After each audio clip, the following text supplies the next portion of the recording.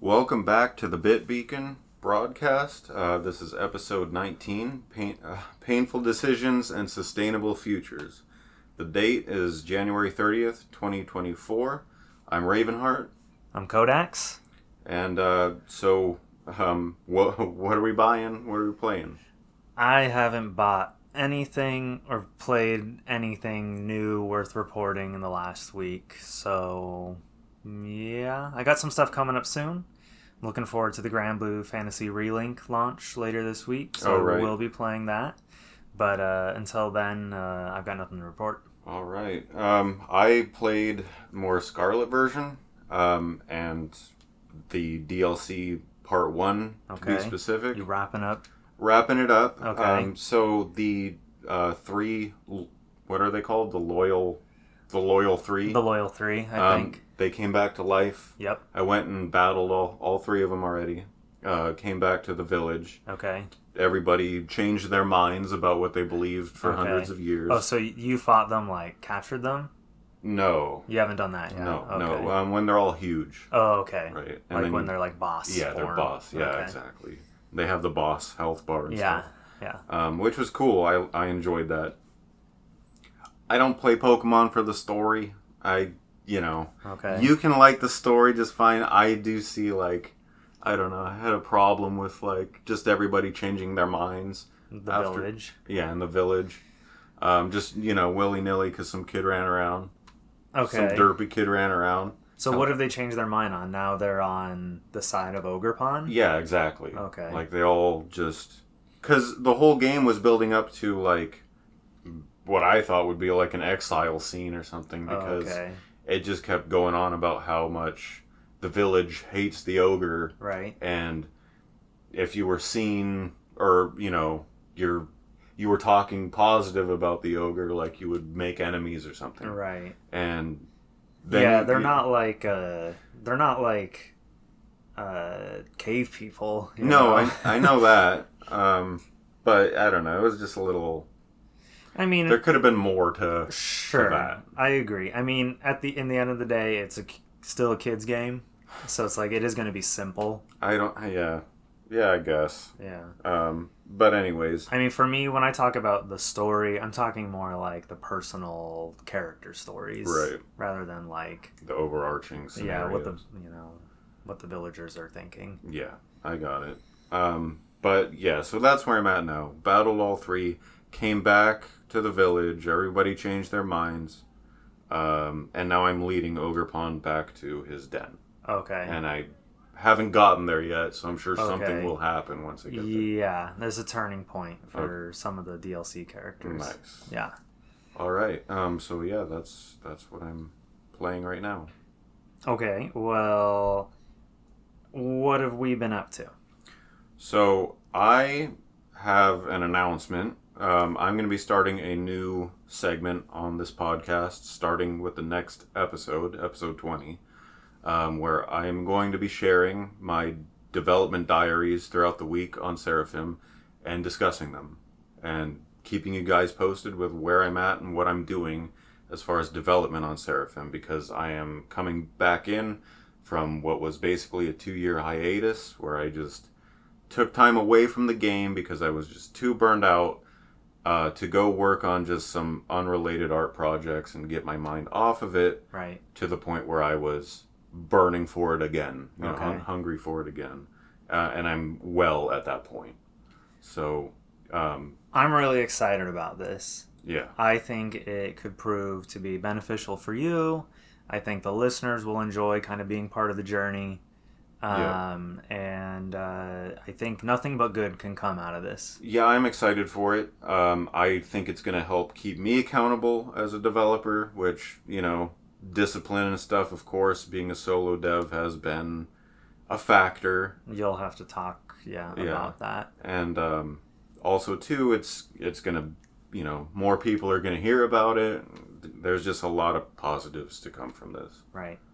And this is going to start on a milestone episode 020. Yep, that's what I wanted. I wanted it to be like a, easy to remember episode where this gets started. Right, so if anyone's ever curious, we're going to be like, you can listen to my story starting on episode 20. Exactly.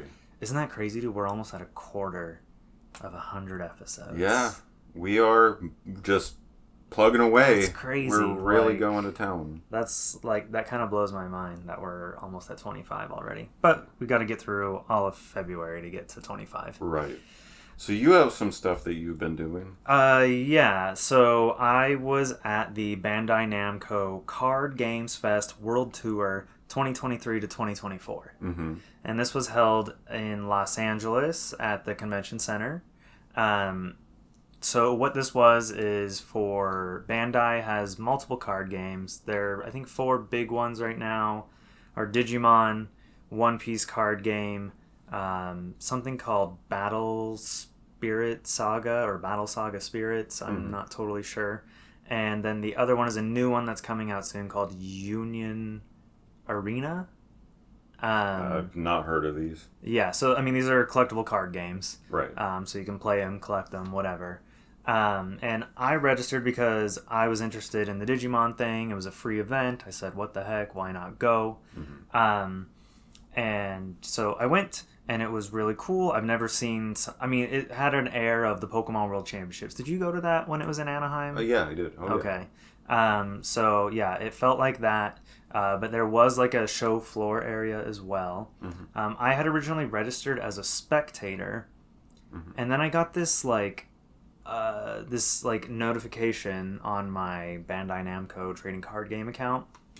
Okay. They have like a whole app just for their TCG. Wow. And it said, hey, seats have opened up at the finals. Spectators can apply to get a seat at the finals.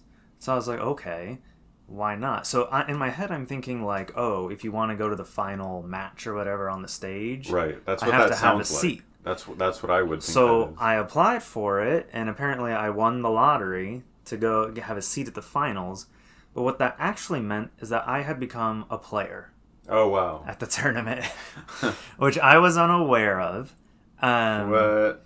So I did not actually play, but like I submitted information because I was like, well, why not? There are extra benefits to being a player at this event. Mm-hmm. Right. You get extra packs. You get to pick up your badge early. You get to go to the event earlier in the day. So I was like, well, why not? I can just go to the event. And I would have threw a deck together real quick. Yeah, maybe I could have bought a starter deck and just like tried my hand. Right. I have no idea how to play. So anyways, I gave someone a free win because I did not show up for my match. Oh, wow. So I hope that helped that guy get a little closer to whatever stage he ended up at. That's a crazy story. But the event itself was cool, except when I showed up at 8 in the morning, the activities that they have planned on the show floor area, for whatever reason, they're like, oh no, the scavenger hunt was the main thing where you could go and take part in these activities, get a stamp, and get like... One year at PAX, they did something like that, where it was a scavenger hunt, and you had a card. Do you remember this? And you got stamped? Okay, you're thinking of... Maybe the Monster Hunter thing where you had to I think that collect the badges from the people who were labeled as monster carriers. That might be it. I thought we were looking for specific things though on the floor, but anyways, carry on. It's not uncommon for people to do stamp rally kinds of things at events like this. So I got there at 8 thinking I would do the stamp rally immediately, get all that done, and then just enjoy the stage presentations and things like that. But no, I basically had to wait around until 1 in the afternoon, which was the same time that they let all the spectators in. So at the same time as the spectators entering the venue and the stamp rally starting, so now you have all the players and all the spectators trying to do the stamp rally at the same time. Jeez. When they could have already had all the players be done with the stamp rally ahead of time. And I'm not kidding you, 30 minutes before the stamp rally began, I saw the people in the white Bandai card game, really cool jackets. I wish I could get one. Yeah. The staff jackets. They were like figuring out like, okay, we're gonna have them line up here. Like they didn't have line management figured out, and it ended up being a nightmare. I got it done like immediately though, within like 30 minutes, because I was like waiting, to start the stamp rally. But within an hour of the stamp rally beginning, it had turned into a cluster F. Yeah. For lack of a better term. We've seen that all too many times at events. And I am just like, who thought it was a good idea to hold off on starting the stamp rally until 1? Yeah. Like, so they actually sent me an email today asking for my feedback. So I will let them know that, hey, if you guys do this again, why did you do that? Don't do that again. Know where the line is going to go in advance. Plan the venue around the line, like where the people will wait, because lines were colliding, lines were being told to move, and then they're like, who told you to move? You should have stayed over here. You gotta love that. Where you have multiple staff people having people line up for the same thing in different spots. So that got to be pretty bad. But I do have a little bit of stuff I wanted to pass along to you. Okay. Some collectible trash. Oh, nice. I don't have... It's in this drawer. I don't want to make a bunch of noise and pull it out, but I'll give it to you before you leave.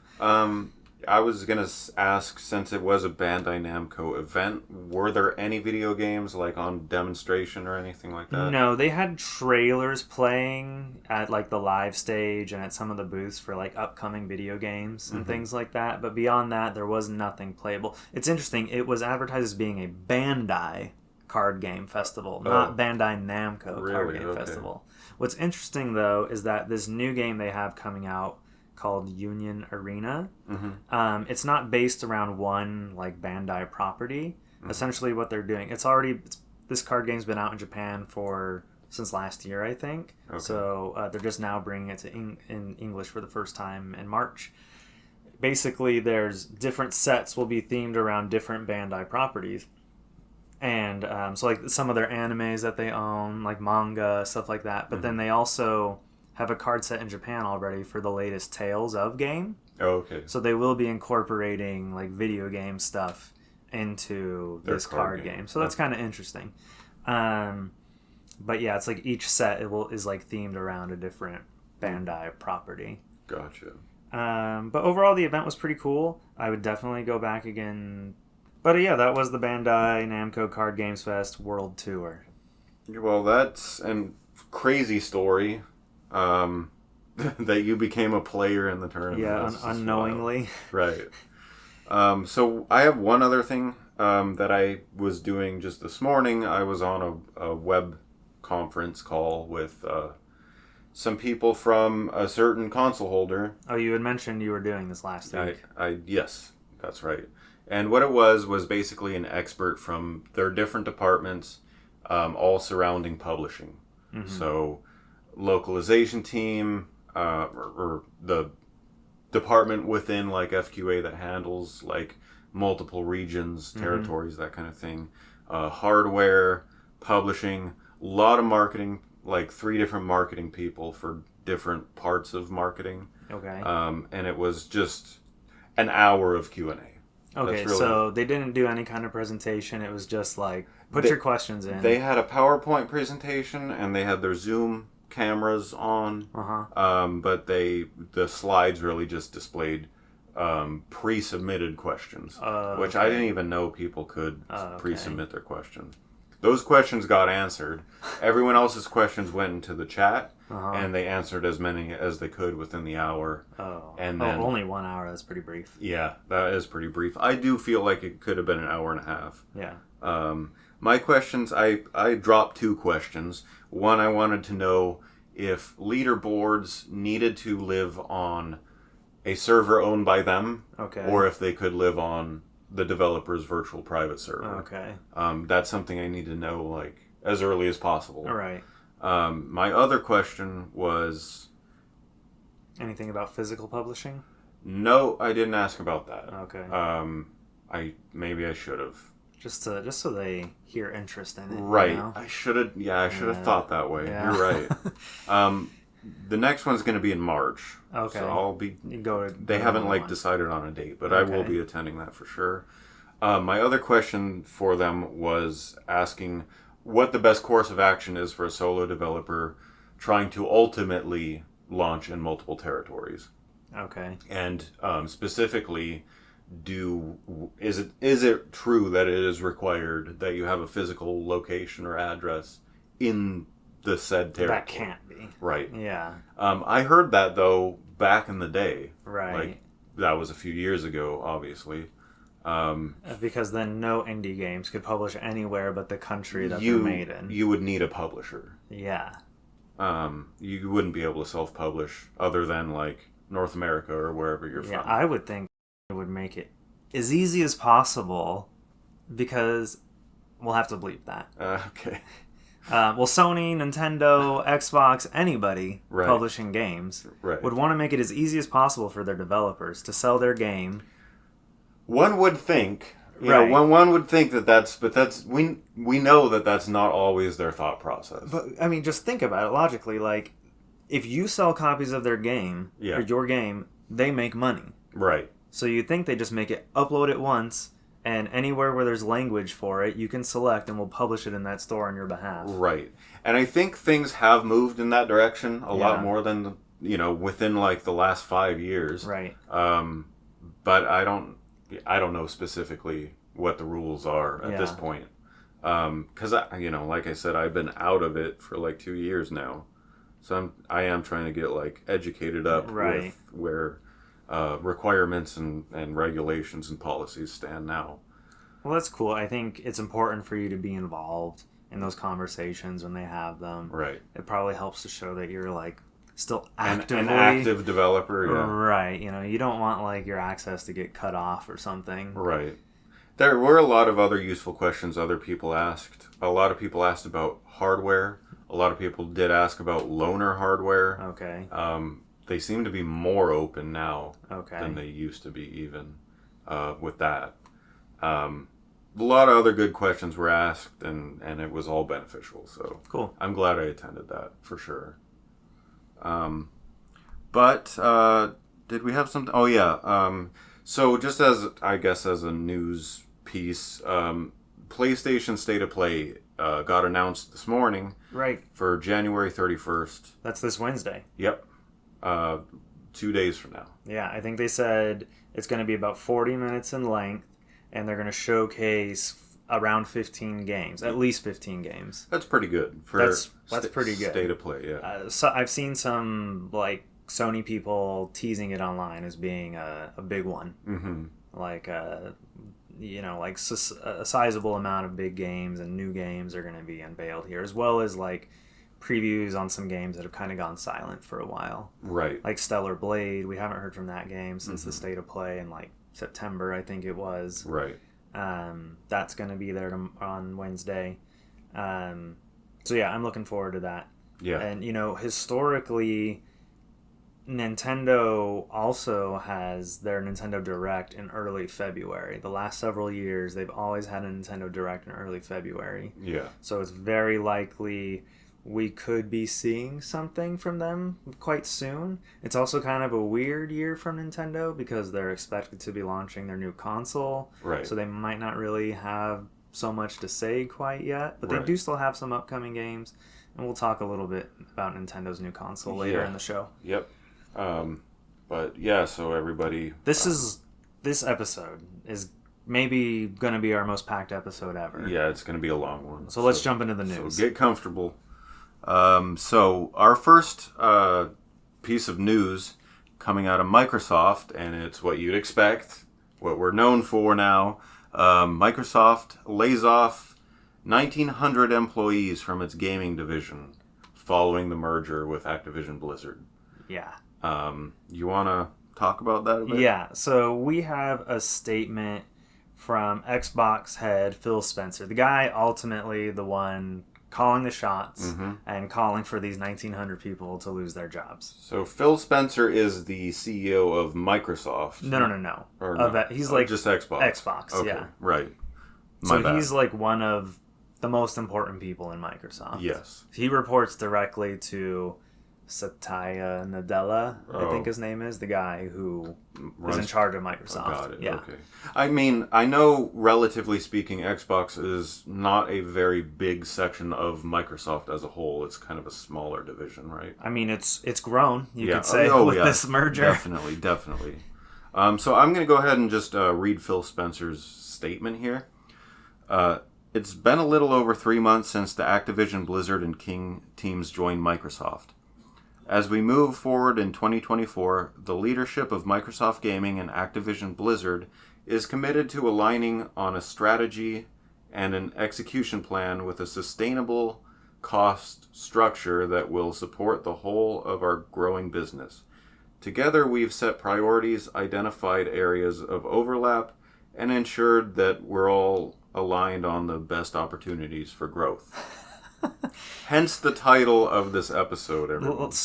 There's so much positivity in this yeah, first. Oh yeah, this is the most, I mean, you can't expect anything less than corporate from But this next paragraph is a little more painful. So here we go. So first, basically, so far, you guys are doing great. We're set for growth.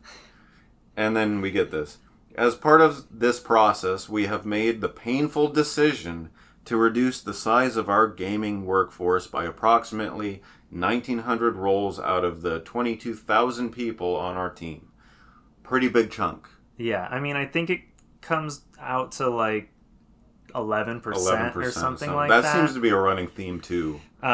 Which doesn't sound as bad as some of the other layoffs we've seen, but that's still a lot of people. That's a lot.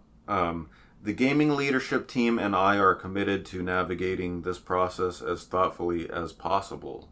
They're not affected. No.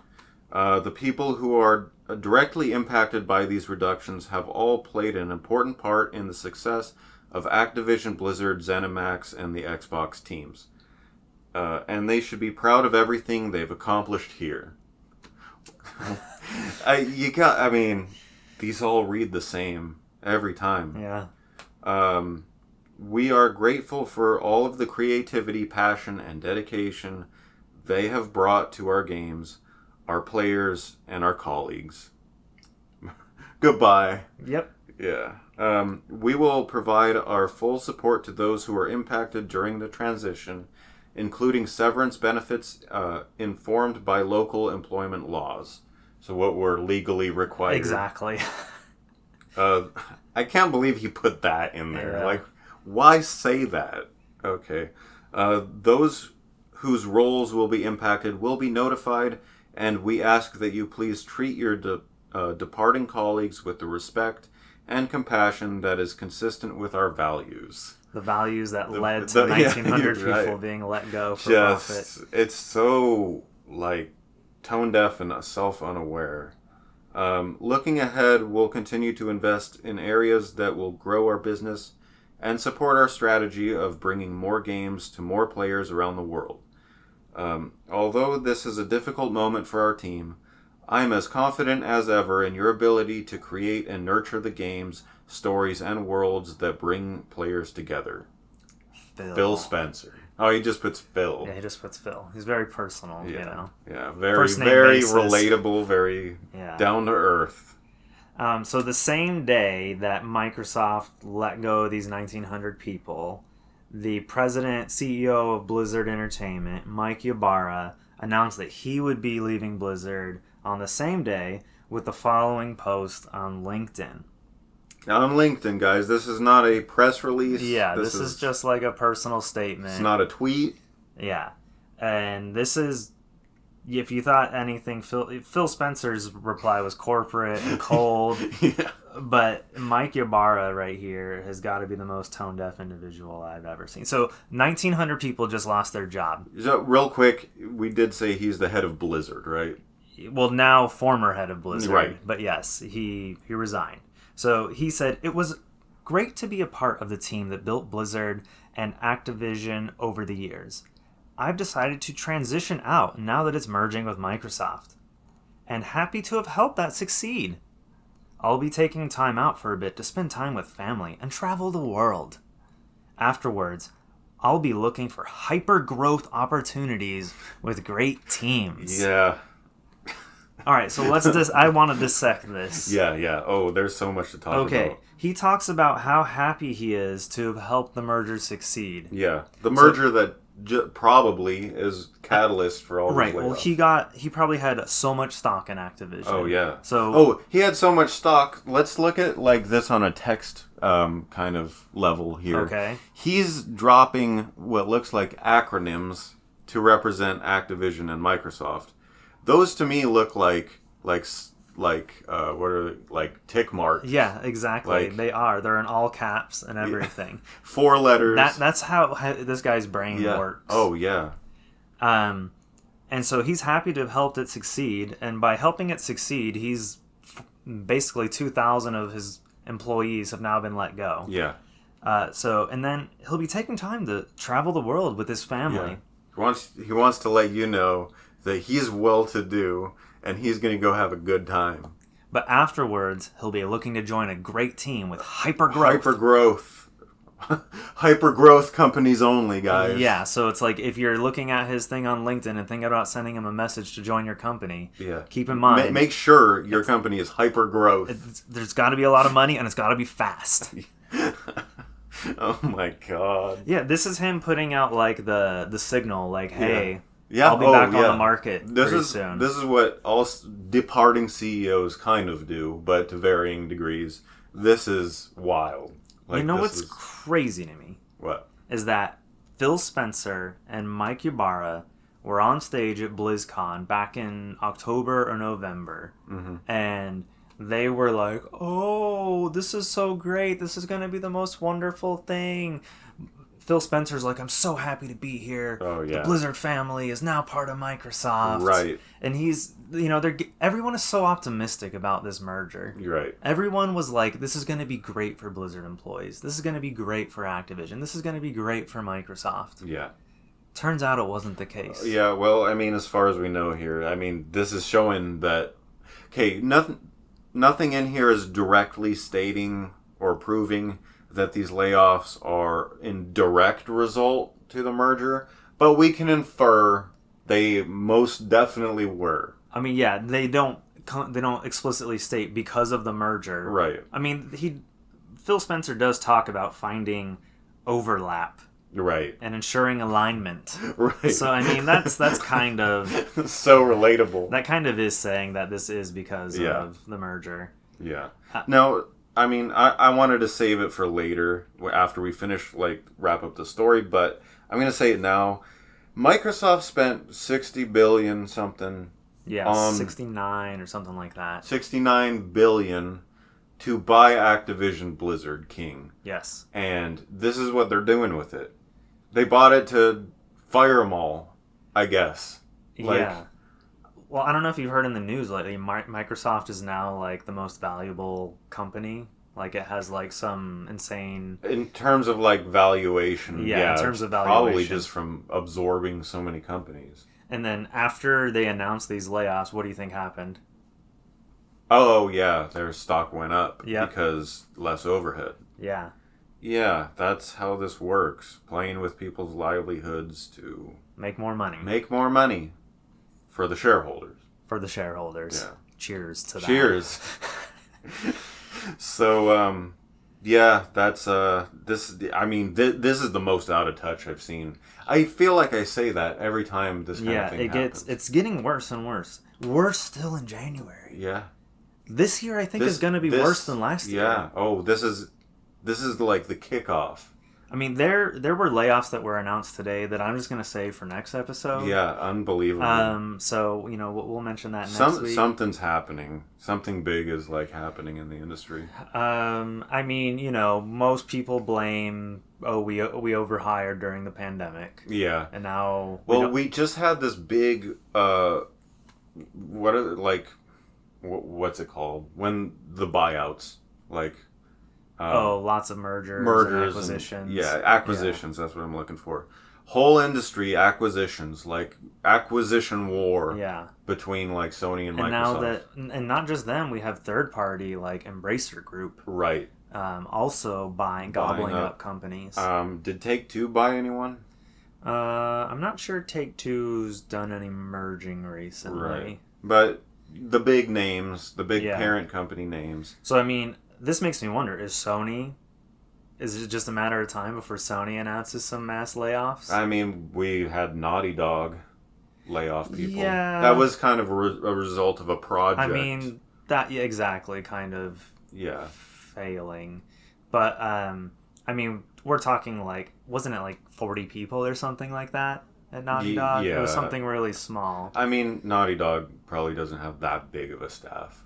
I mean, not that those 40 people don't feel great about being let go, but I mean, those are sort of more normal, expected industry laughs. This is something else. Yeah, this is crazy. I mean, the numbers of some of these layoffs is just jaw-dropping, especially with Unity. Yeah. Like, that just...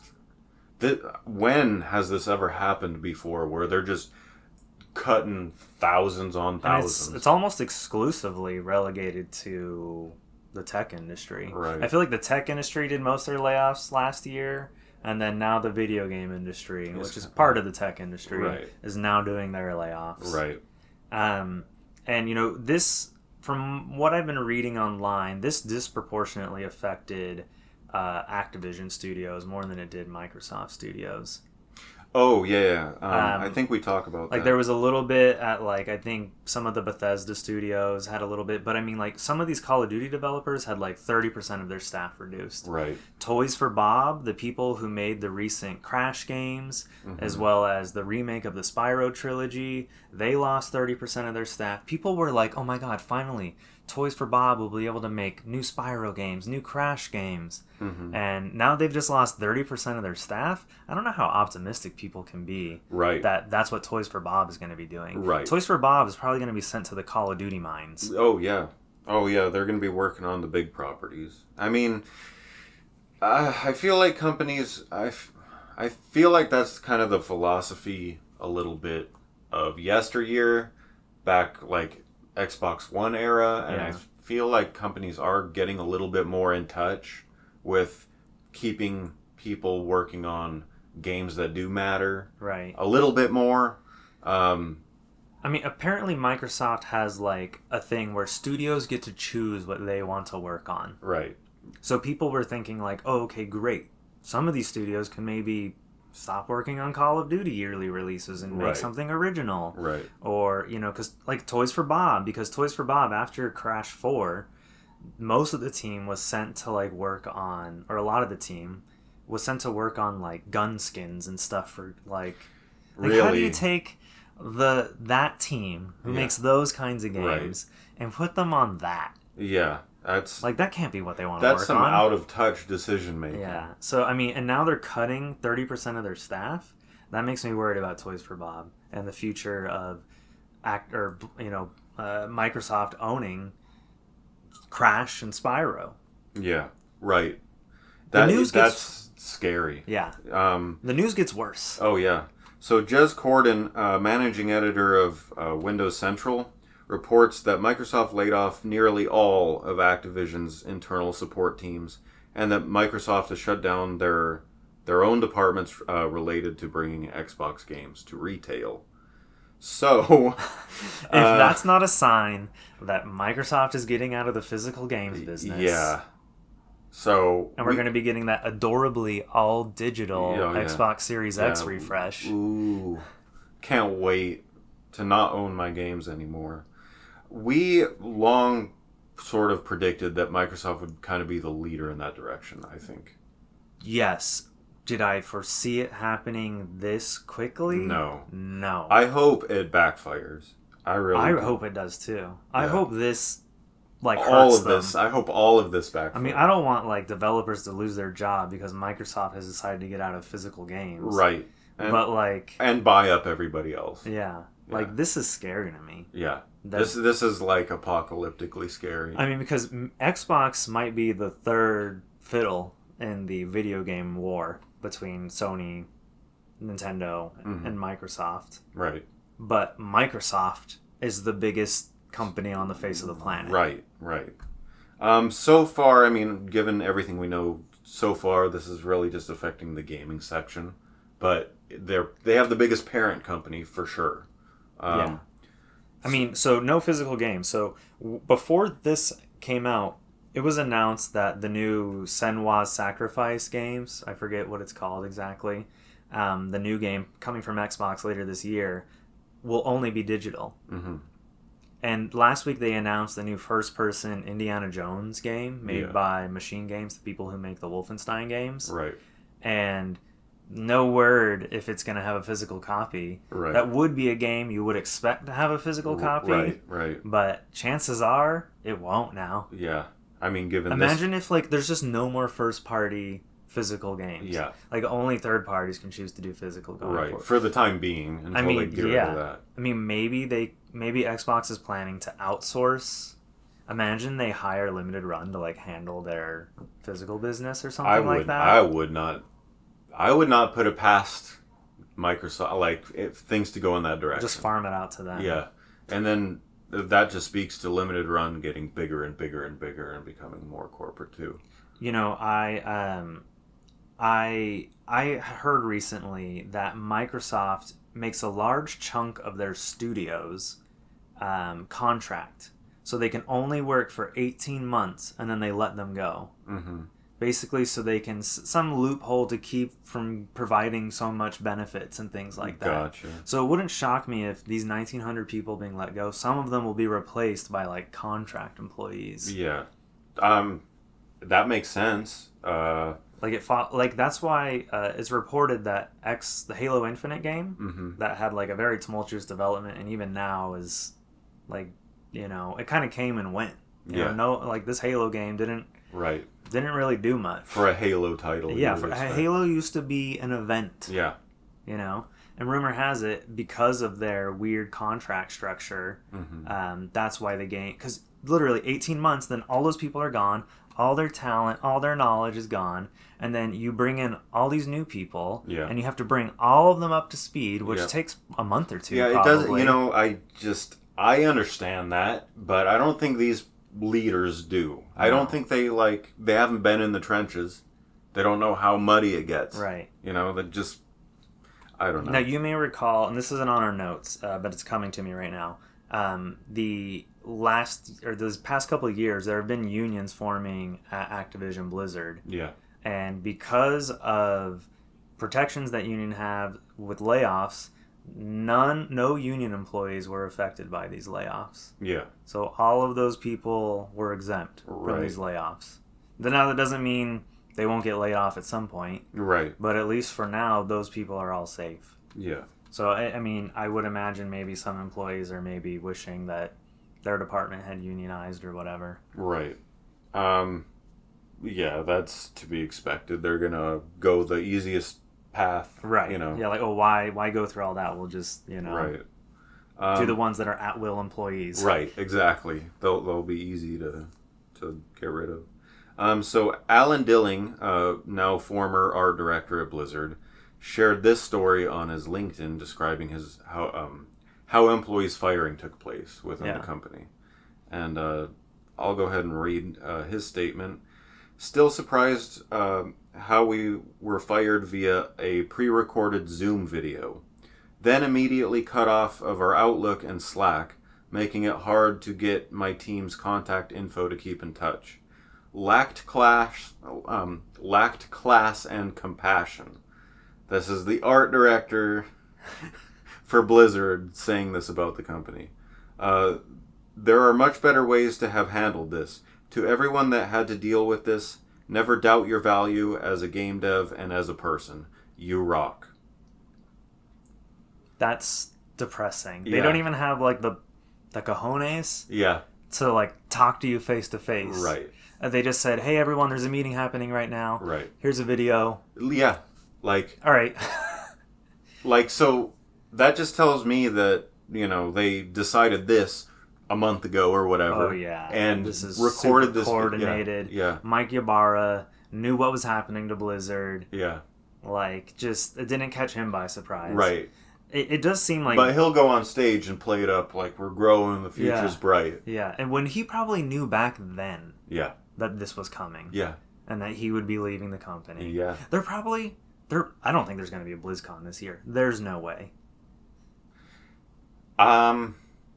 If there is, it's going to be a very small one. Yeah, it's going to be weird. Yeah. So Blizzard has been working on this survival game for the last 6 years, which they just made public knowledge about 2 years ago with a piece of concept art that they put out there to try to hire people. Like, hey, like, draw interest, come work for us. We're working on this exciting new project. Right. That game got canceled. Yeah. And all of those people are gone. Yeah.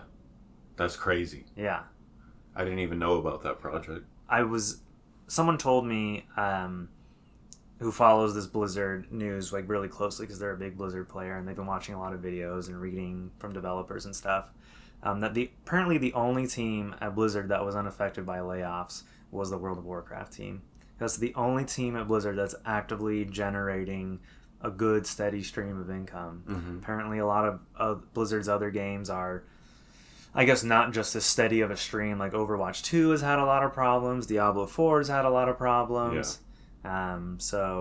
And then just know, I mean, a survival game is the biggest game on the planet right now. Right. And Microsoft is canceling Blizzard's survival game. Yeah. It's like, Yeah. I mean, people clearly enjoy that genre. Probably in favor of something that is just, numbers based. Maybe.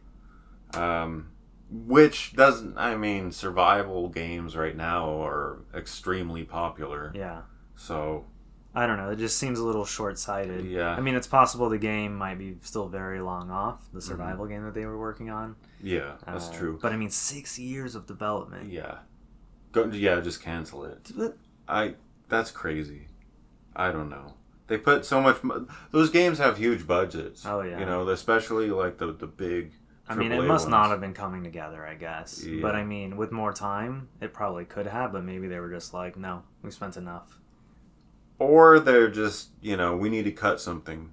This is fat. Let's get rid of it. Yeah, basically. It's not part of an existing franchise. Yeah, let's milk our existing franchises. Yeah, exactly. Last little bit here. So Blizzard has a new incoming president already. Now that Mike Ybarra is gone. Right. He put out that very out of touch statement, and he's gone. So Joanna Fares, who is the former Call of Duty executive, was appointed on the 29th. Today. As the new CEO, president of Blizzard. President of Blizzard. So, congratulations to Joanna. Yeah. I believe she also used to work for the NFL. Oh, I think I read that somewhere. Oh, really? Yeah. You got a mess on your hands. Yeah. Joanna, so... Good luck. I mean, it's ironic that someone who ran an Activision property is now running Blizzard. Yeah, that is crazy. That's got to be demoralizing for Blizzard employees who really pride themselves on being Blizzard employees. Yeah, that's a good point. Blizzard employees historically have been very pro Blizzard and kind of tribal. Yeah. And it wasn't just... And Mike Ybarra, he was not an OG of Blizzard either. Right. He was an executive who was hired on. He was a suit. After other people were, quit Blizzard. And, there were other people at Blizzard this week, other very high-up people who lost their jobs. Yeah. Or who voluntarily quit. Right. Maybe they cashed out and were like, I'm out of here. Right. So it's... I mean, in terms of leadership, the whole company is a shell of its former self. Oh. None of the original people are there anymore. No, especially in leadership. The Blizzard of Warcraft 3 and those games, it doesn't exist anymore. Yeah. This is what it looks like now. Disgusting. Yeah. So, do you want to read that last part? Yeah, so in reaction to all of this, I wanted to throw it back to a quote from the late, great Nintendo president, Satoru Iwata, who passed away, I think it might be a decade ago, either this year or next year. A big moment. So this quote comes from the height of when the Wii U was a flop, and they knew it. Right. And what did Nintendo do? So Satoru Iwata was asked about, what do you do in the face of this, essentially? And he said, if we reduce the number of employees for better short-term financial results, employee morale will decrease. And I seriously doubt employees who fear that they may be laid off will be able to develop software titles that could impress people around the world. That's the right philosophy. Could Microsoft keep I mean, I get it. There's going to be some overlap in Yeah. marketing, HR, accounting. Right. Like, that's normal within a merger. It sucks that those people might lose their jobs. But could Microsoft have kept the 30% of employers or developers at all these studios? Yeah. Absolutely. So they have the money to do it. On that note, with some of these companies that we've talked about layoffs from, I don't 100% fault the company, especially if it's a smaller group, and especially if they have to do it. There were some that just they need to survive. They need to not go bankrupt. Ones like Microsoft, there's no sympathy. yeah, there's no excuse. No. You're just being greedy. Yeah. All these leaders at Microsoft who determine who is getting fired, they're all getting bonuses for doing this. Yes. Every single one of them. They're getting a pat on the back for cutting. We did people. a hard thing today. Yeah. Real hard. Let's all go out for a drink. Yeah, here's a $2,000 Cuban cigar and $500 whiskey. I don't know. So yeah, I mean, I wish more companies would look at things the way Nintendo looks at things. Yeah.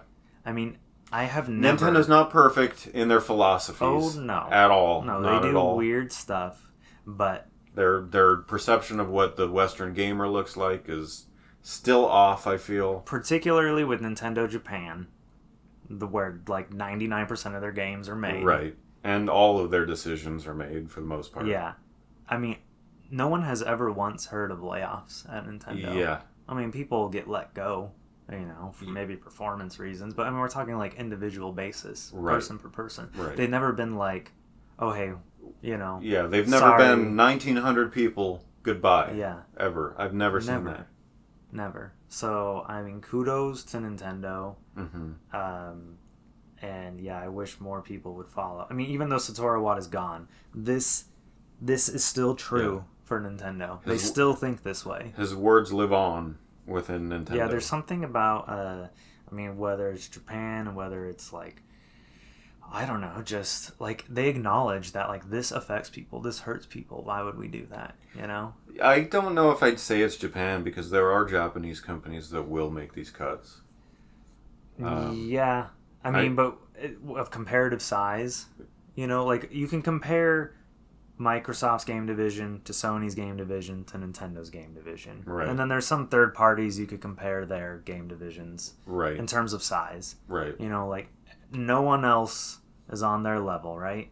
But Nintendo, again, look at their entire history. They've never done layoffs. Right. Every other company, there have been some kind of mass layoffs, studio closures, mergers, tragic things. I've never seen mergers with Nintendo either. Really. I mean, they have acquired development teams. Yeah. But I've never seen them just eat a publisher like we watched Microsoft do. No. But yeah, Nintendo has the right idea here with Iwata's words. And again, they were at their low. Like the Wii U was. I mean, like they've never had a flop like that. Right. I mean, you could argue the Virtual Boy, but that's not really a mainstream. They've had console. Canceled consoles and stuff like that. Sure, but this is like something they came to market. They hoped it would be a huge hit. Right. But they had what was it, like a 4-year console lifespan before they put out a new console? Yeah, that's true. I mean, that's not nothing. I mean, yeah. And it's not like the Wii U was that bad. There's quite an extensive library. It's, most of it's now... For a flopped console. It's just... Yeah. It just... The market... didn't take to it. Right. Consumers didn't want it. Right. So that's why it was a flop. Not that the console was bad. Right. Or the software was bad. Right. The software was mostly quite good. I liked it. So much so that most of those games got ported over to the Switch so that people could finally play them. And there were some really good titles on it. So I'm going to move us into the next piece of news here. Sure. So Nintendo's going to be in the news a bit. They announced the discontinuation of online services for 3DS and Wii U software. Now, last year, if everyone remembers, they started sunsetting this stuff. Yeah. And they specifically the eShop for the 3DS and the Wii U. at a certain point last year, you could no longer add funds to your account. Yep. And then at a certain point, you could no longer make purchases with credit card, only with funds that were like added from a Switch. That wasn't that long ago. We talked about it. We talked about it, but I think for other reasons. Okay. Like we kind of were looking back at it, I think. Right. Yeah, that's true. And then they made it so you just couldn't use the eShop anymore. The only thing you can do on the eShop now is download previously purchased titles. Mm-hmm. And so now what they're doing this year is they're discontinuing the ability to play online, Yep. to take part in any Online features are gone. So competitive play, co-ops, any kind of rankings, in-game distributions, and even Spot Pass, which is this feature where you could have like software sent to you, or things that would involve like getting new puzzles for Puzzle Swap with Street Pass. Oh shoot. That's gone now. So if you don't have all the puzzles that they've distributed, like you won't be able to get them anymore. Yeah, wow. Leaderboards. Yeah, leaderboards are gone. They have said there are a couple exemptions. There may be some developers who host their own online services for their game. Mm-hmm. Those are very few and far between. They didn't even have a list. Right. They just said check with the publisher of your game to find out if they're on that list. Right. And you players will still be able to connect to the eShop and re-download any of their purchased titles. That's not going away. They say that's there for the foreseeable future. Quote unquote. And lastly, 2 exemptions to this shuttering of the online services. Mm-hmm. Pokemon Bank and Poke Transporter will continue to function, but may also end at some point in the future. And that's a quote. Will also end at some point in the future. I was going to say, this seems rather optimistic. Like, they're leaving it open for it to never go away. I think they just don't want to say will, because it just doesn't sound good. Yeah. They also warned that online services could cease prior to this date. In the case of like some kind of outage or issue, like they said, it could just go down. Right. And that would be it. Okay. And I believe that warning applies to Pokemon Bank and Poke Transporter. Right. I think why they say that is because the infrastructure that this stuff is running on is like really old, like these online services. So if certain things fail, they may not have the person there who made it originally to know how to fix it. Yeah. So when it goes away, it goes away. Get your Pokemon out of bank, folks. Yeah, if there's any business you have left to do in Pokemon Bank, well, April 8th at 4 p.m. is when this goes away. Yeah. So we have a little bit of time. So all of February and all of March and a little bit of April. So we can still download the new puzzles for Spot Pass at this very moment. Yeah, if you haven't yet. Till April.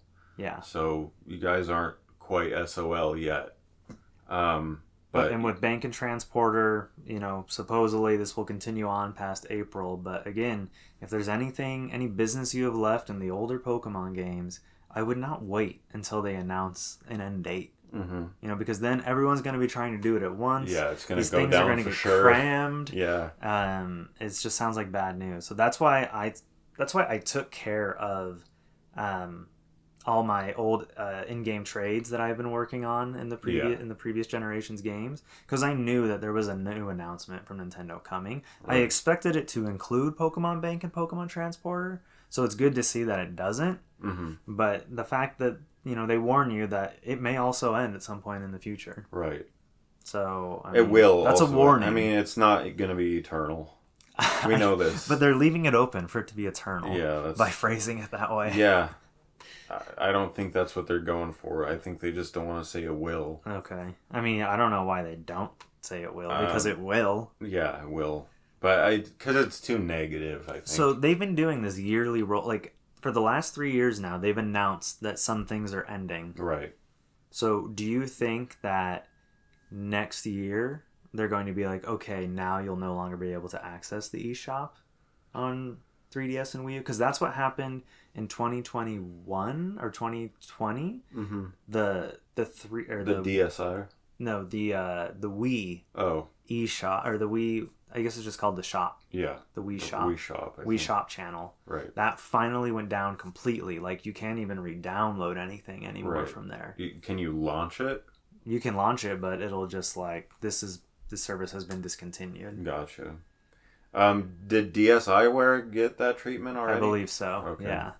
So, I mean, really, it's all. I mean, I don't know. I feel like if they left the Wii to stay alive for re-downloads for like another decade past its sunsetting, Yeah. I think it's likely that hopefully the 3DS and Wii U will be able to continue re-download things. Yeah. But it will get to a point where you won't be able to re-download it anymore, and whatever you downloaded on your system is stuck there. And if your system goes kaput, you've lost access to all your digital purchases. Yeah, this is why we don't like digital.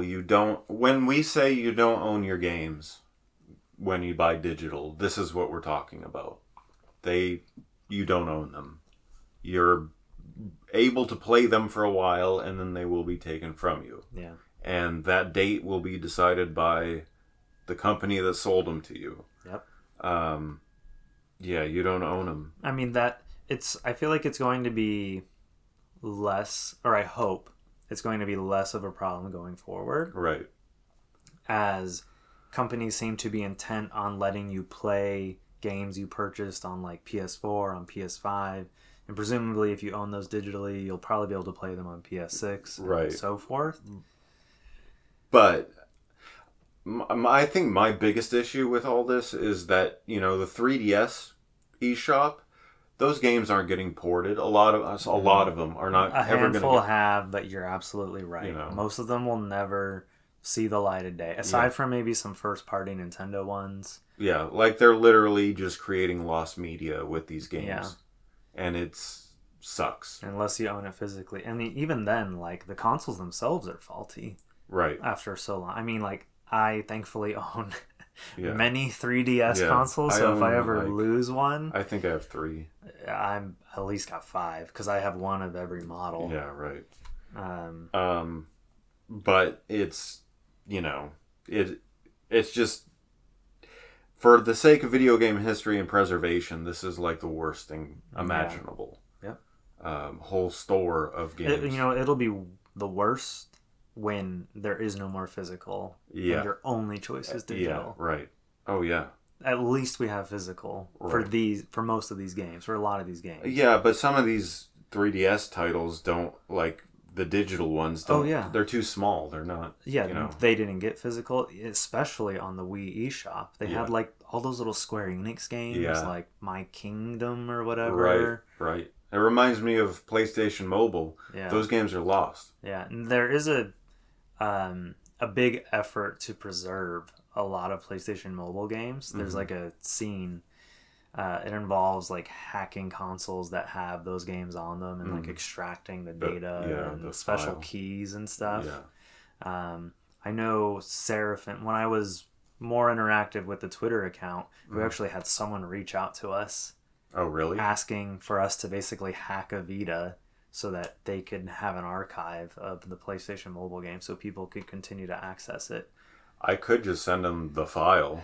You actually have to hack a retail Vita that has the game installed on it in order to get like because it has keys. like checksums and stuff.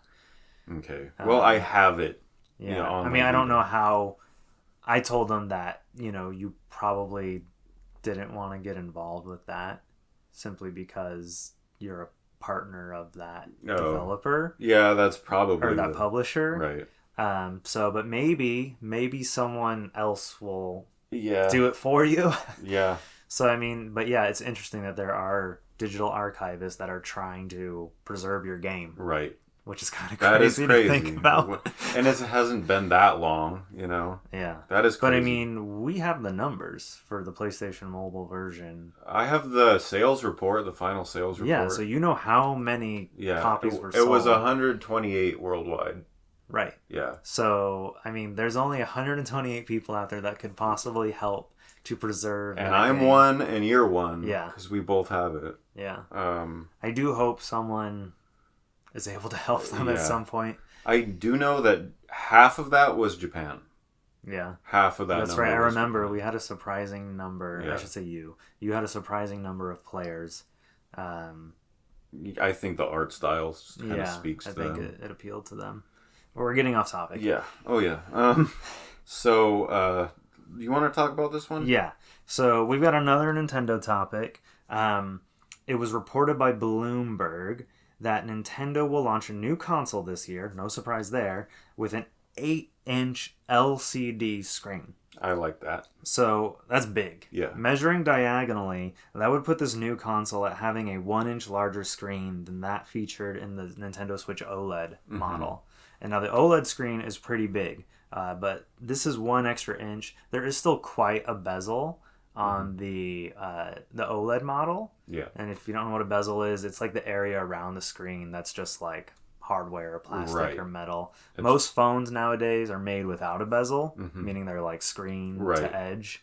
It's the part of the glass that's black around the edge. So I could see them keeping the same size and just, because diagonally you only need 1/2 inch in each corner to make that that form factor fit. Now 8 inches will be huge. There's going to be some disappointment though that they're starting with an LCD screen and not an OLED screen. I'm not surprised. Me either. It's disappointing. I really hoped they would start with an OLED, that it would just kind of become the standard. Yeah. Because, once an OLED Vita compared to an LCD Vita, the colors are total, it's... That happened backwards. That was a weird scenario. Sony launched the Vita with an OLED screen, state of the art in 2012. Yeah. Oh, it was great. Yeah. And then put out a cheaper model. I guess Sony had the opposite problem that Nintendo had, where they had to make it cheaper. Yeah.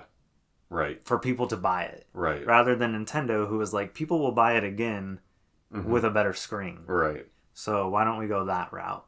So yeah, Sony had the opposite problem where sales kind of fell off a cliff and they had to find a way to make the Vita cheaper. Yeah. So, if you hold the Vita OLED to the Vita LCD in one hand... Oh, it's night and day. One way, the OLED model weighs so much more than the cheap one. The cheap one feels too light. Yeah, it's almost like, is there anything in this? Is this a counterfeit device? Right. So, what are they probably saving? Why are they not doing an OLED model? Well, because they know if they wait 2 or 3 years, they can sell the Switch 2 OLED and people will buy it again. Right. So, this is, we talk about Nintendo doing a lot of things right. And this is clearly them just taking advantage of their consumers, knowing that they'll rebuy the console again. Yeah, it is kind of, yeah.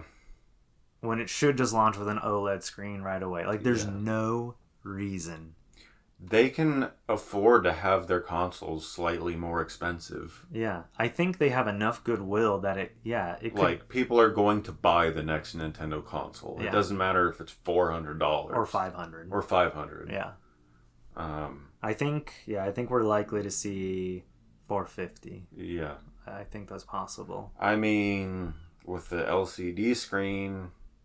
LCD screens have come a long way. Yeah. If you look at the PlayStation Portal, it's a pretty nice screen, even though it's LCD. It looks good. That's true. Does it look as good as an OLED screen? No. It never will. No. But, it doesn't mean it's going to be a horrifically bad screen. Right. This is our first little piece of... and this report is to be taken with some weight. Bloomberg sourced this information from a analyst who specifically tracks screen sales from different companies.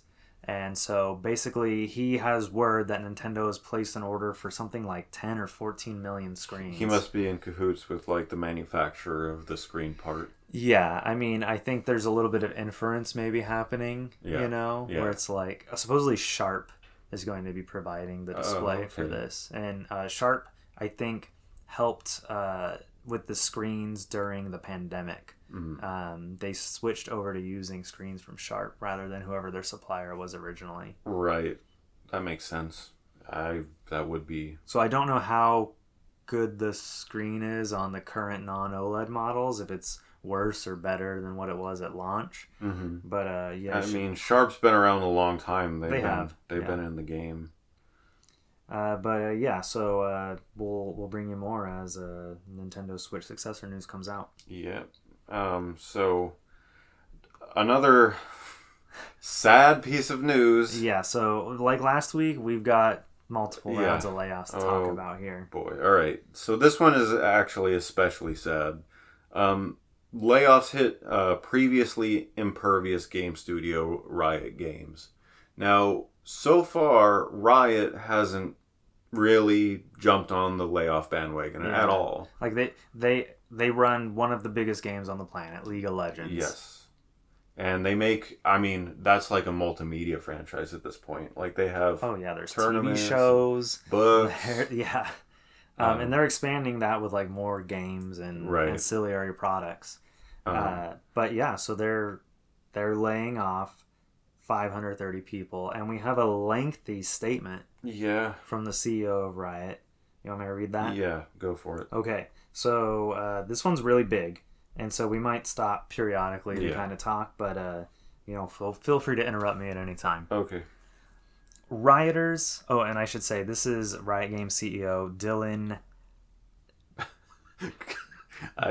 J, let's call it, because I will butcher his last name. It's Jadeja. I don't know if that's Spanish or something.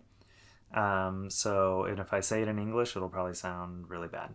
Yeah. So I'll just say, Rioters, today I'm sharing a decision we hoped we would never have to make at Riot. We're changing some of the bets we've made and shifting how we work across the company to create focus and move us towards a more sustainable future. There it is again. This decision means we're eliminating about 530 roles globally, which represents around 11% of our workforce. 11% again. Whoa. With the biggest impact to teams outside of core development. This also sadly means we'll be saying goodbye to many talented colleagues and friends across all areas of Riot. I realize this is awful news to hear, and especially hard for those who will be leaving us. To all the rioters who are being laid off, we are deeply sorry that it has come to this. As CEO, I'm accountable for the changes we're making and where we're headed in the future, so I think it's important for me to share how we got here and how the next few days will work. Over the past several months, we've tried to alter our trajectory in many different ways. We asked leaders to make trade-offs in things their teams are working on. We rolled out hiring slowdowns and in some cases hiring freezes. We put an emphasis on controlling costs while strengthening our revenue growth, all of which has without a doubt been tough for our teams. But as I've dug in with leaders across Riot, it's become clear to all of us that these changes aren't enough. We have to do more to focus our business and center our efforts on things that drive the most player value. Mm-hmm. We're doing this for the players, guys. This is about player value, guys.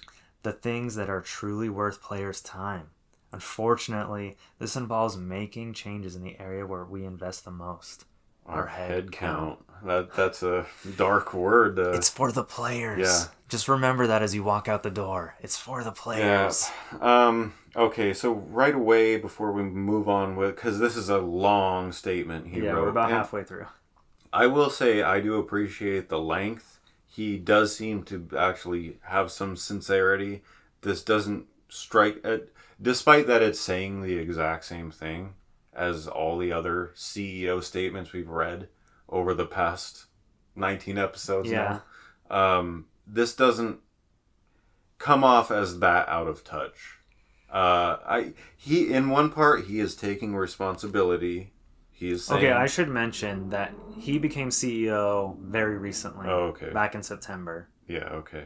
This might not even have been his decision. I mean, it might have been something that was handed over to him. Like, hey, this is what we're doing in January. Here's your first task. Figure out who we're letting go. But, I mean, I do appreciate him. You know, I have to give him credit because the bar is pretty low for these statements because some of them have been pretty bad. He says, as CEO, I'm accountable for the changes we're making and where we're headed in the future. So, I mean, that is him at least pointing the finger at himself a little bit. I mean, really, though, he can't blame himself because he's new. So it's like, he's just, I guess, pointing the finger at himself, but, like, everyone knows Yeah. This isn't on him necessarily. Yeah. Smart 40 chess. I guess. Let's continue and let's see what else. Maybe our feelings will change. I want to be super clear about something. This is absolutely the last thing we ever wanted to do. A decision like this has a massive impact on people's lives and on the culture at Riot. We're not doing this to appease shareholders or to hit some quarterly earnings number. We've made this decision because it's a necessity. It's what we need to do in order to maintain a long-term focus for the players. Okay, so his angle is definitely for the players. There's no way around the fact that this is an extremely sad moment. For those who are leaving, I want to reiterate, we are deeply sorry for the impact this has on you and your family. I can't thank you enough for everything you've done for Riot and for your dedication to players. Mm-hmm. We're committed to doing our best to support you in this moment and through this transition. I should mention I cut out a whole bunch of stuff where they talk about what kind of severance they're giving, all kinds of things. Some of it is pretty generous. They talk about like getting 6 months of pay, more if you've been there longer, as well as a guaranteed whatever your annual bonus was the previous year, you would also get that again. That's pretty good considering, most of these don't get that. Right. And that is really nice that they're doing that. Right. But I read something from this developer on Twitter. It didn't work at Riot, but he's someone who worked at Telltale Games, and he kind of has interesting takes on when these layoffs happen, so I kind of am interested in his thoughts. He said something that was funny. He said, as a game worker in the games industry, you can't hope for a retirement plan. The only thing you can hope for is a good severance package. Yeah. That's a good quote. Yeah. I think his name is, his Twitter handle, I want to give credit to you, it's J. Jonah Johansson or Jonason or something like that. Okay. Shout out to you. Shout out. For those who are staying, I know this is a difficult time for you too. You're not only losing coworkers and friends, but you may also feel uncertain about the road ahead. I want to assure you that our vision for the future remains ambitious. We will not lose our desire to dream for players. And as hard as this moment may be, we will emerge from it in a stronger place. I'm confident that by creating focus together, thinking long-term, and operating as one Riot, we'll be able to truly make it better to be a player. Yeah. I'd like to reiterate my deep gratitude to all the Rioters who are leaving. Your passion and commitment has been felt by the people around you and the millions of players we serve. Yeah. It almost feels like this statement was written for the players. Yeah. So, because he talks about it, I cut the line out, but he talks about at the beginning where he's like, I wanted this to be private, just between, us, but this was going to get out anyways. So I posted it publicly to our website. So this can answer their questions and they won't be, tweeting at you or bothering you, whether you like what's going on. Right. But yeah, I do feel like there was some intention with this statement, knowing that it would be read by players. Right. Almost to brainwash players into thinking, this is good for me. And this is really good for me. Disguise it as like an internal document or something. So that's interesting. A couple thoughts. He definitely has an angle, obviously. He's really mentioning players like 28 He's trying times. to assuage the players that things are okay at Riot. Not the worst we've seen. Who was that other person that it was about the community? He loved the word community. Yeah. One of the ones in the past episodes. He just the community. Another thing I do appreciate about this statement, because I do want to give him some credit here. He's not ignoring or downplaying that this is sad and dark news. It's true. He several of these paragraphs are about it, being unfortunate and bad. I mean, I agree. It's one of the better, more clearly communicated, transparent, and like understanding that pain is occurring. Right. But it's like, this guy is getting all these pats on the back for like, wow, what a great statement you put out. Yeah. And I really don't want to give this guy any pats on the back. I understand that. But, I mean, we also have to address the fact that these statements are so bad, that, take away from the good ones what you can. Yeah.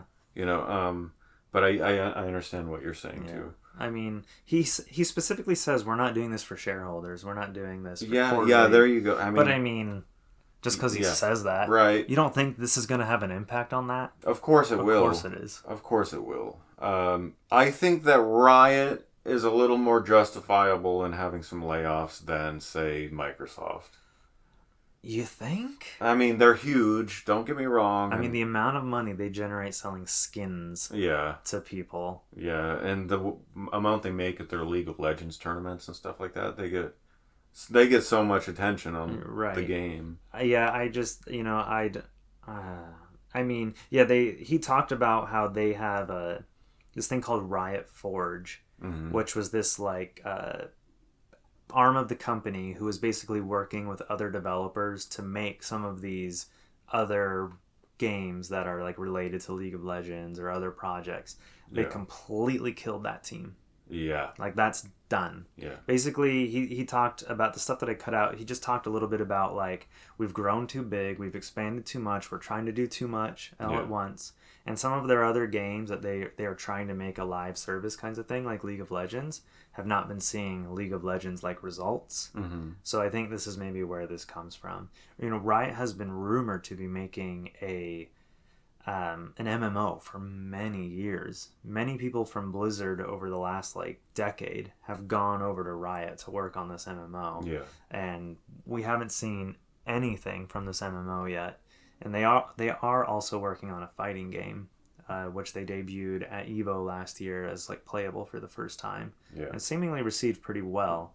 So I am curious if that team was affected. Mm-hmm. Is that game like done now? Just because they kill a team or a project doesn't mean they're letting those people go. They're usually moving them around. I think a large chunk of these 500 are coming from that. Okay. Yeah, I see what you're saying. Okay, yeah. Like, a big bit of that is from the Riot Forge and an MMO project like that would. I mean, what's interesting about these layoffs is that when they're announced, it's like it's not just hitting the employees almost at the same time as it's hitting the public. Right. And so you can go to Twitter and literally see like developers reacting like live, like, oh, I lost my job today. Yeah. Yeah.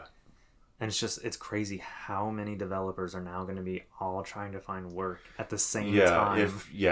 It's already shot. That's a nightmare. Like, the job market is already shot with the amount of layoffs we had last year and so far this year. Like, if you're trying to get a job in gaming right now, forget it. You're better off starting your own project. Yeah. Because startup at least there's a path with that. I mean, some of these senior people who've been at some of these studios for 10, 20 years maybe have, bank accounts that can support, starting a new studio. Right. Or finding investors, or they have the talent and experience where they can get away with that. But, I mean, we've talked about this previously. Imagine they're fairly new to the industry. Like right out of college or something. Yeah. Like, or you've only been at Riot for a little bit of time. Like, that's got to be frightening. Like, you finally landed a big job at a big company. Yeah.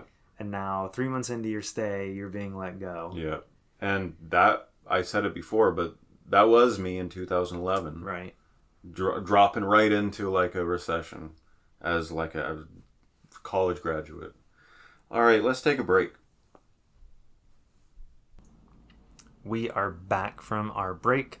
We got some interesting news over the course of our break. Mm-hmm. Could lead to some exciting stuff for the Bit Beacon.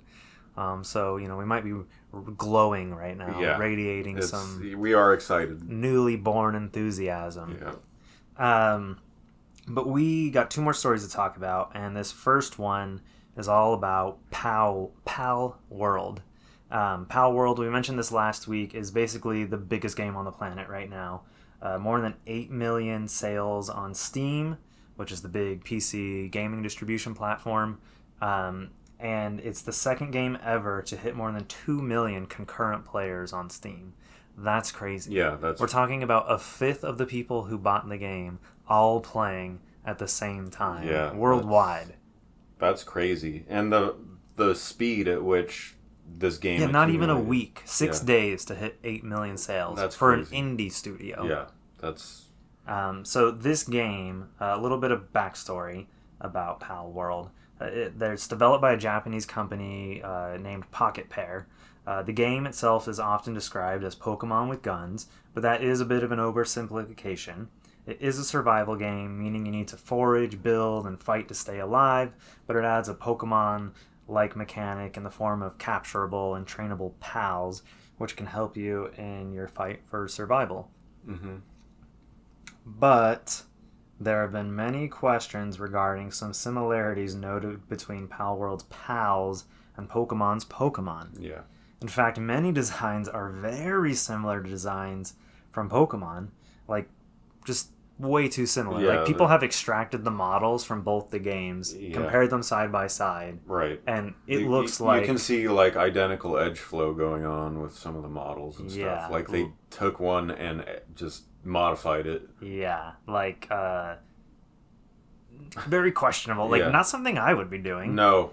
And Well, maybe they were in a rush to get this game out, Or so they got, didn't expect this to happen. Maybe, yeah, maybe they thought Yeah. they would be some. I think that's the most likely possibility. Because, you know, you do this kind of thing when you have a pet project. Yeah. You don't do this kind of thing when you plan on selling 8 million. Right, Pocket Pair is not a new developer per se, though. They do have some games that have released prior, but this is definitely their first hit. Right. Um, I want to say... I'll wait till the end Yeah. of the story. so, Pocket Pair and Palworld have now caught the attention of the Pokemon Company, who released the following statement after receiving inquiries from the press.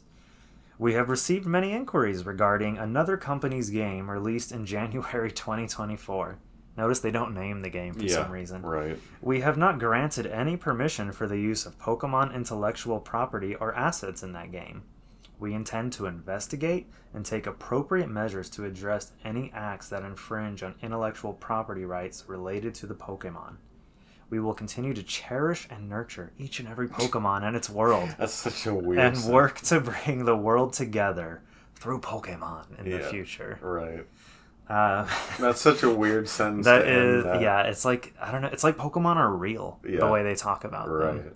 Like, they really are, like, You don't hear a lot from the Pokemon Company, I feel like. You usually hear from Nintendo. they don't issue statements Yeah. very often in regards.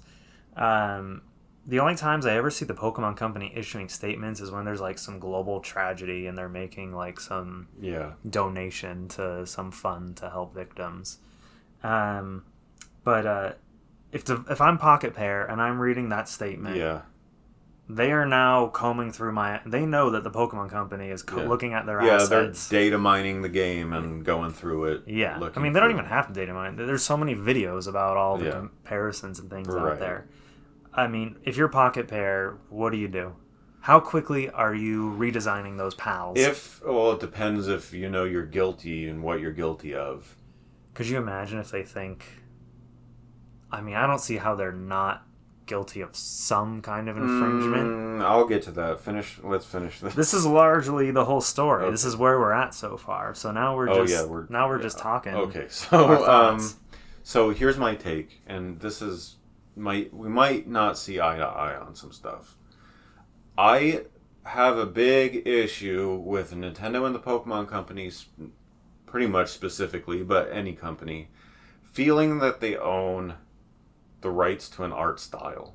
Okay. That is not how it works, and I know that if I made a game in the style of Mario, and it got this popular, I would probably garner some attention, unwanted attention from Nintendo. Right. Just because of Nintendo's litigious habits and nature and the way that they are. Sure. But lots of indie games are done in the art style of something like Cuphead's is obviously imitating something. Right. You know. Cuphead is imitating 1920s, 30s, 40s I know it's cartoons. not a perfect parallel comparison, but you have indie games that do try to mirror and match, like Stardew Valley doing Harvest Moon. You know what I'm saying? Sure. I will say Stardew Valley has a unique visual identity compared Sure. to... I might not get my examples perfect, but Okay. try to understand what I'm saying.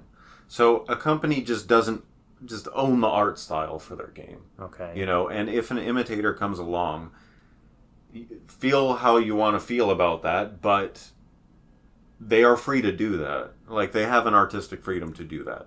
Now, if Palworld did steal assets and modify them, like they're actually stealing the Pokemon Company's polygons, that is infringement.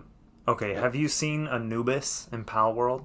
No. It looks identical to Lucario, just like some color changes and slight modification. I mean, like, some of them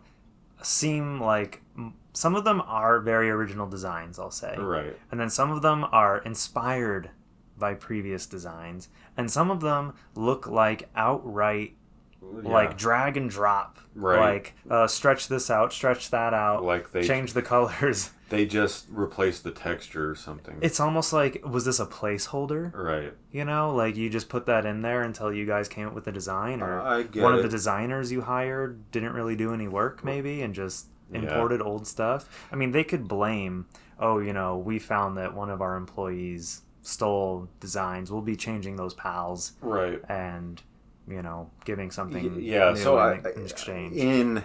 in situations within Palworld where they are guilty of like straight up infringement, Right. and the designers and developers would know where those are at if they exist. They should be patching that stuff real fast. Yeah. Like really And fast. I'm not coming at this from the angle of like, I mean, I love Pokemon, but I'm not like, oh, I must protect Pokemon. Right. I must fight for Pokemon's Right. nurturing and wonderful world changing possibilities. I'm not a fan of, and I mean this in general, not just specifically with this Palworld story, but I'm just not a big fan of Nintendo constantly like thinking that they just own. So far, the only legal action that's been taken is someone put out a mod for the game Yeah. that literally like adds Pokemon and like changes the player character to look like Ash and things like that. Yeah. Okay. Nintendo issued like A cease and desist to like sites that were hosting this mod. Okay. So far, that's all that's happened. That's a little more understandable because it is although the mod is not a commercial product, it's a mod to a commercial product. So Right. I can't understand Nintendo's Yeah. position. But And yeah, I don't want necessarily to see Pocket Pair be sued no. or anything like that. And so getting to that, here's what I think. Okay. I feel like if something was going to happen, it would have happened already. This has been in the news for several days now. It's been all like a week and a half since Palworld came out, I think. Right. We know how litigious Nintendo is, and Nintendo owns a majority, I think, of the Pokemon Company. And they own a third, third, effectively. Okay. The two companies are in the same country, so suing them would be pretty straightforward. Right. I do feel like this would have we would have seen something by Well, now. I mean, not necessarily though. I know they're probably gathering Right, evidence. they're just now looking at assets and things. Like, they haven't been able to do that in, like, a pre-release. It's been a few days since this story broke the news. But I mean, to put forth a legal case, you don't just... You really got to dot your T's and cross your I's. If you think you have some kind of a legal case, right, then the Pokemon Company is going to do their due diligence. Right. Now, again, I hope it doesn't come to that. I don't want to see Palworld lose and Pokemon win. Right. And, you know, I think it would be a bad PR move for the Pokemon Company. Yeah. Palworld is huge right now. Yeah. People are like, and I don't like this either, but people are like, they're so in love with Palworld. Mm-hmm. And then they're going in the comments of like everything like Pokemon and all their social media, and they're like, this is crap, Palworld is better. Yeah. You know, stuff like that. Yeah, I mean, that's to be expected with this kind of situation. Yeah. Like, you're going to get these diehard... Every internet chud is playing Palworld right now. Right. Every degenerate every online person. Every person who follows trends and plays is whatever. Playing Palworld. Yeah, whatever the streamers are playing, that's what I'm playing. You're right. Yeah. Yeah, there are those people out there. I think that the Pokemon Company's best move right now would to be sending a friendly letter to Pocket Pair, laying out their specific issues. We believe these designs infringe. Exactly. Like, these assets we have a problem with. Make changes. I would not be surprised if Pocket Pair got that letter and said, change everything on here, change it immediately today. No problem. Do it today. Yeah. So... And the game is technically early access. Yeah. So maybe there's an argument to be made, like... Yeah. Oh, you know... It's free, right? No. Oh. It's like $30 on PC. If you have Xbox Game Pass, you can... It's part of your Game Pass subscription. Yeah. That gives, for me, it gives a little more importance that it's actually a console title. Yeah. As opposed to it does just PC. have... You know, I wonder if it'll remain an Xbox exclusive, maybe just early access only. Yeah. Some engines, I don't know what engine is powered in, but some engines only export to certain consoles. They don't all just do all consoles. Yeah. I don't know. Unity is kind of known for that, but they, like, I think Unreal does export to all three. Construct only exports to Xbox. But anyways, I'm off topic. But yeah, that's... I don't like companies thinking that this looks similar to my thing. Therefore... Yeah, I don't think any of the outrage or the, like, questioning of, like, design is coming from, like, similar art style per se. Mm-hmm. I think it is coming from more of a, like... They stole our polygons. Wow, this looks like Eevee. Yeah. This looks like Lucario. Yeah. This looks exactly like this. Right. You know? Like, I mean, and they just barely make it look different. And I mean, again, things can be inspired by something. Yeah. But, like, there's got to be some originality involved. Yeah. I mean, copyright law calls it transformation. Okay. And, yeah, you're right. Yeah. In some of these cases that I've seen a handful.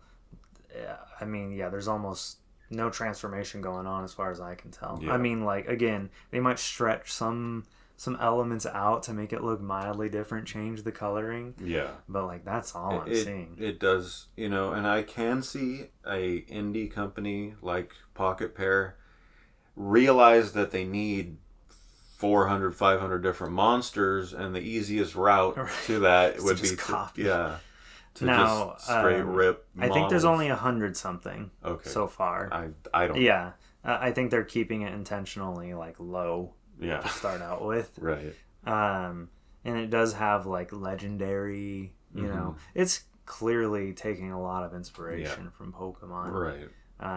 But it does work differently. You know, you can kill your pals. You can harvest them for meat. Yeah. You can farm them. Yeah. You know, like, for resources. You can basically... It's Pokemon with a twist. Force them to go, like, do chores and things for you. Like, go cut wood. Go mine ore. Yeah. You know, you can do that kind of thing. Yeah. It's a little more bleak. Yeah.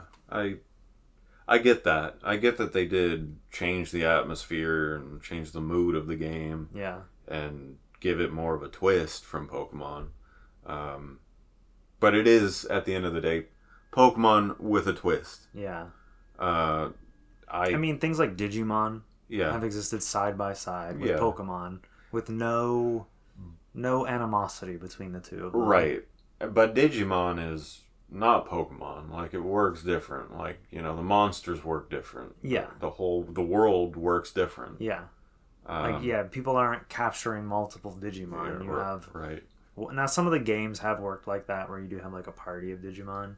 Right. But generally, the anime is, like, a Digimon tamer has one Digimon that's, like, theirs. Yeah. And, like, they evolve, but then they, like, go back into their base form, that kind of a thing. Right. Yeah. Yeah, it just works differently. It's not like they're taking the world of Pokemon and changing the monsters. Yeah. I do think it won't be too much. If anything's going to happen, I do think within the next 2 weeks or so, we'll hear either Pocket Pair will say, hi, we're going to have to change some of these designs, you know, or maybe Pocket Pair thinks we're invincible right now. The world is on our side. Yeah, we don't know a lot about them. Yeah. We haven't really seen what their behavior's like, so... Because, there is a lot of, like, positive energy for Pocket Pair right now in this discussion that's going on. Right. like where it's like people are like anti Pokemon now because of Palworld. Yeah. That doesn't make sense. That's kind of stupid. I think it's probably people who have been down on Pokemon in recent years already for whatever reason. Yeah, so now they have an excuse. Palworld as an excuse of like, oh, this is the greatest thing ever, you know? Right.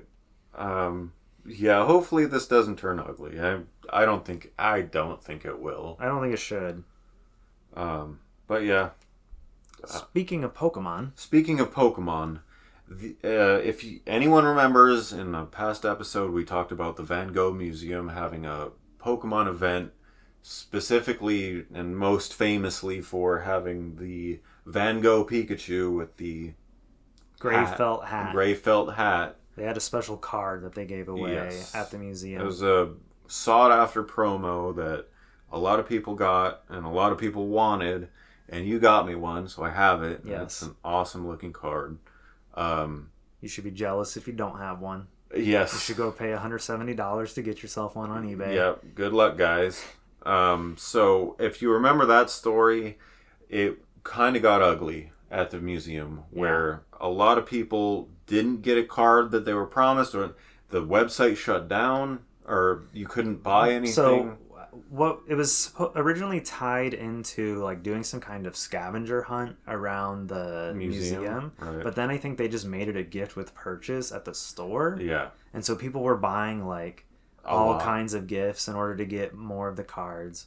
Mm-hmm. And that's been well reported on, but something that just came out is the fact that people lost jobs over this. So the Van Gogh Museum in Amsterdam reportedly fired 4 workers in connection with the chaos surrounding the gray felt hat Pikachu promo card distributed at the museum. The 4 workers worked as security guards, coat bag check attendants, and in the ticket office. At least one of the fired employees stole an entire case of the cards. Yeah, they should be fired. When we were seeing like people posting that they have like a huge like I've got 100 of these cards and I'm selling them. Yeah. It was probably that person. Probably, or people who got their cards from them. Yeah. And let's see here. So another example of someone who did get fired was for simply telling customers the best time to visit the museum in order to increase their likelihood of getting the card. So basically, someone asked, hey, when do I come?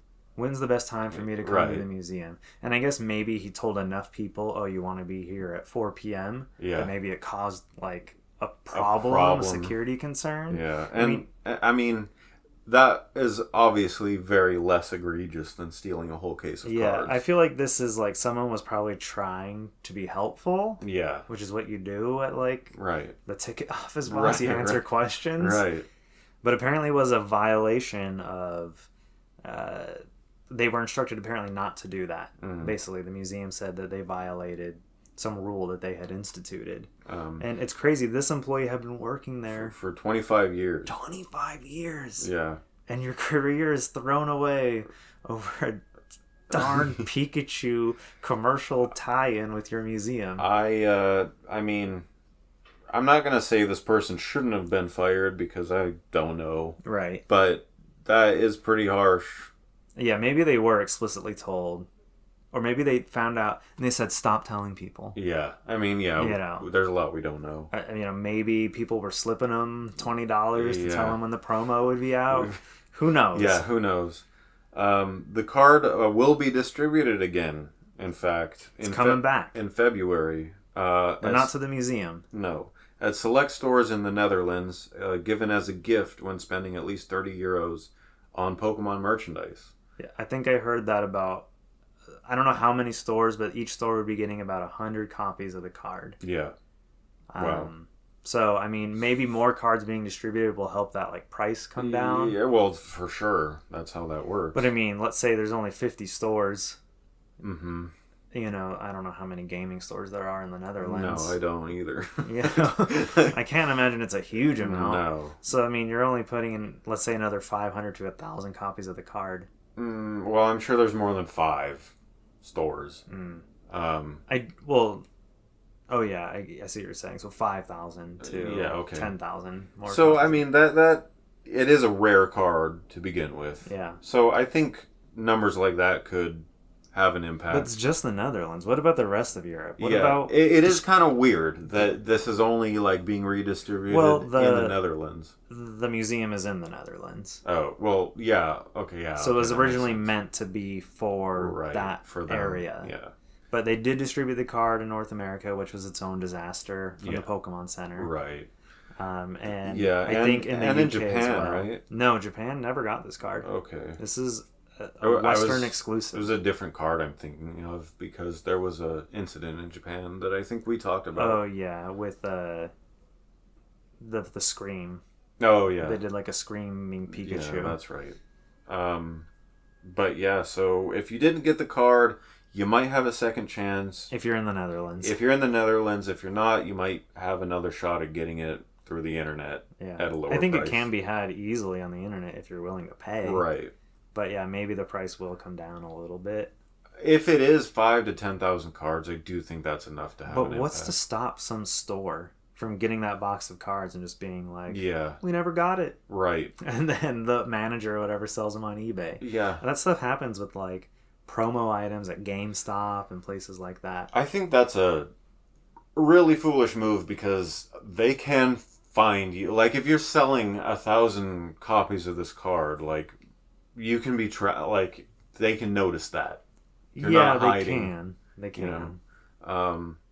But I mean, people have done stupider things. Yeah, and if you're at a job you don't care about, then you're willing to lose it for like a lot of money. You're the guy being paid €10 an hour when that box comes in the store. Yeah. Oh yeah. Might just take it and quit my job. Yeah. Right. Exactly. And transmission.